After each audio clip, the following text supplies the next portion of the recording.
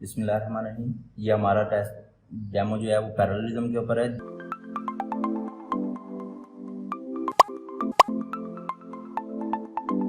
जिसमें दोनों सर्विसेज जो हैं वो बिल्कुल 0-90 डिग्री के हिसाब से होनी चाहिए।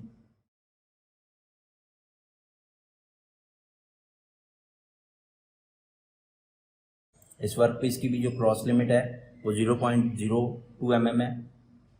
इसमें अब हम सेकंड पीस जो है वो इसका डेमो पे लगाते हैं।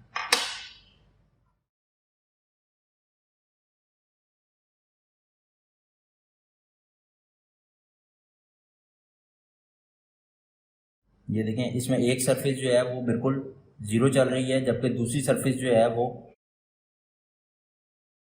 0.05 mm जो है एरर दे रही है, जो कि एक सरफेस सीधी है और एक सरफेस के अंदर जो है 0.05 mm एरर है। Thank you.